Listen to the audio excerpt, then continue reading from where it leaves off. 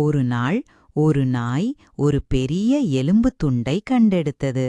அது மிகவும் மகிழ்ச்சியடைந்து அதை தன் வாயில் கவ்விக்கொண்டு அமைதியாக தன் வீட்டிற்குச் சென்றது. ஆற்றின் குறுக்கே இருந்த ஒரு பாலத்தின் மேல் நாய் ஏறிச் சென்றது.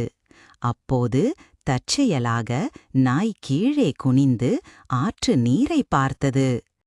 நீரில் தன் சொந்த நிழலை பார்த்த நாய் அது வேறொரு நாய் என்றும் அதன் வாயிலும் ஒரு பெரிய எலும்புத் துண்டு இருப்பதாகவும் தவறாக நினைத்தது.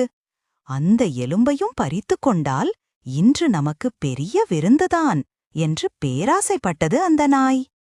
மற்றொரு நாயை பயமுறுத்துவதற்காக அது தன் வாயை திறந்து குரைத்தது. அவ்வளவுதான், அதன் வாயிலிருந்த எலும்புத் துண்டு ஆற்று நீருக்குள் விழுந்து மறைந்தது.